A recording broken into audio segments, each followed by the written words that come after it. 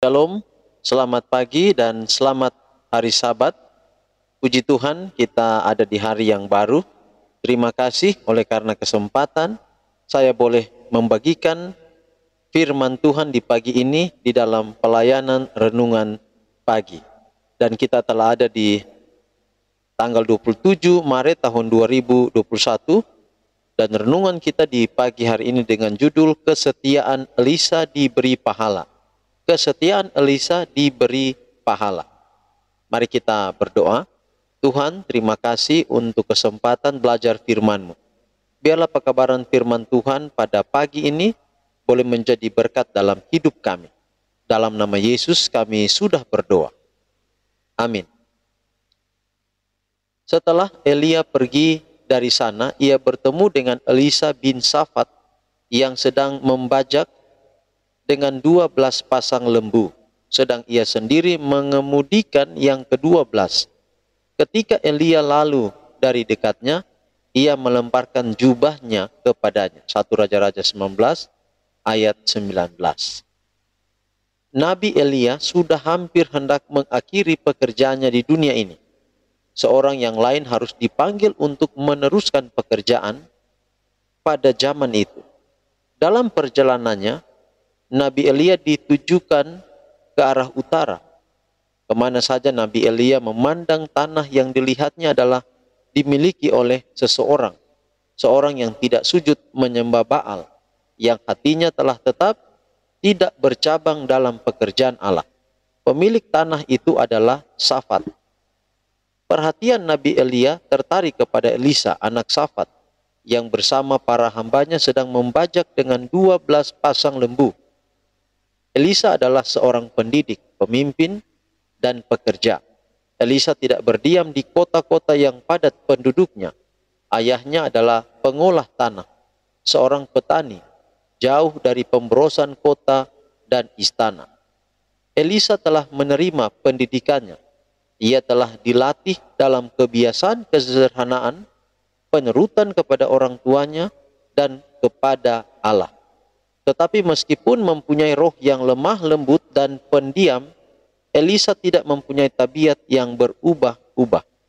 Dia memiliki keikhlasan dan kesetiaan serta kasih dan takut akan Allah. Ia mempunyai sifat-sifat seorang pemerintah, tetapi bersama itu semuanya adalah kelemah lembutan seorang yang mau melayani. Pikirannya telah dilatih dalam perkara-perkara yang kecil, supaya setia dalam apapun yang harus dikerjakannya. Dengan demikian, sekiranya Allah memanggil dia untuk bertindak lebih langsung bagi dia, ia akan bersedia mendengar suaranya. Keadaan sekeliling tempat kediaman Elisa adalah kekayaan, tetapi ia menyadari bahwa agar memperoleh suatu pendidikan yang serbaguna, ia harus menjadi seorang pekerja yang tetap dalam pekerjaan apapun yang perlu dilakukan. Ia tidak pernah menyetujui dalam hal apapun kurang pengetahuan dari hamba-hamba ayahnya. Ia telah belajar bagaimana melayani lebih dahulu, agar ia dapat mengetahui bagaimana memimpin, mengajar, dan memberikan perintah. Sejak saat itu, Elisa menggantikan Elia. Dan ia yang setia dalam perkara yang terkecil, membuktikan dirinya juga setia dalam perkara yang besar. Saudaraku, ini adalah panggilan kepada Elisa, menggantikan Elia sebagai nabi yang dipilih, ditentukan Allah.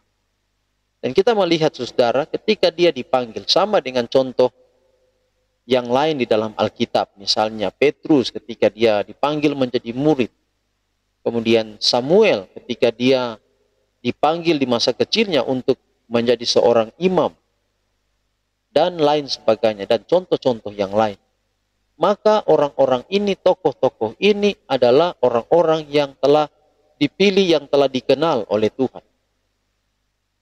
Maka kepada kita saat ini, kita harus tahu, kita harus yakin bahwa kita ini dikenal oleh Tuhan. Sampai kedalaman hati kita, kita dikenal oleh Tuhan. Mungkin kita pikir bahwa apa yang kita lakukan setiap hari, mungkin seorang muda mungkin seorang bapak muda, ibu muda, mungkin kita tidak tahu Tuhan sementara memperhatikan kita. Jadi, marilah kita melakukan sesuatu itu dengan jujur, dengan berprinsip pada firman Tuhan, pada nasihat orang tua, dan sementara kita mungkin tidak diperhatikan oleh orang lain, kita sementara diperhatikan oleh Tuhan. Dan pada waktunya nanti, kalau kita dipercayakan, tidak hanya menjadi seorang pendeta, tidak hanya menjadi seorang guru Alkitab, tidak hanya menjadi seorang rohaniawan, tetapi saat kita bekerja di pemerintahan, kita dipercayakan tugas-tugas tertentu. Bagaimana kita menjadi seorang yang jujur pada waktu kita bekerja, itu sudah dilatih. Ketika kita masih anak-anak, masih remaja, masih orang muda. Dan itu akan tampil keluar, Tuhan akan memilih kita bukan oleh karena siapa kita pada saat ini. Tetapi siapa kita, bagaimana caranya kita dididik, bagaimana caranya kita bertumbuh besar sejak kita waktu masih kecil.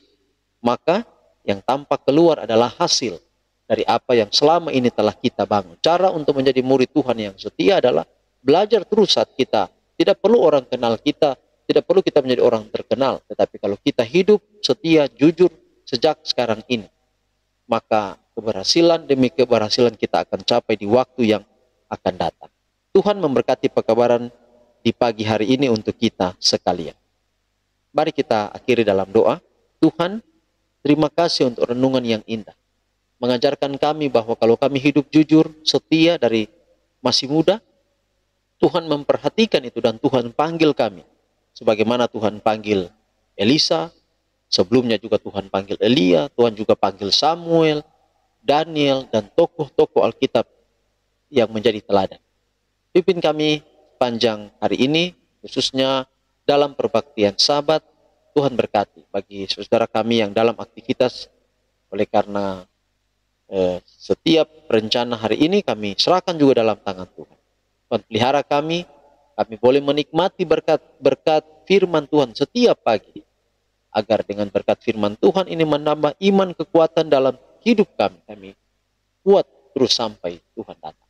Inilah doa kami. Terima kasih Tuhan, terpujilah namamu. Dalam nama Yesus kami telah berdoa. Amin. Demikian renungan kita hari ini, sampai besok. Tuhan memberkati kita semua. Shalom.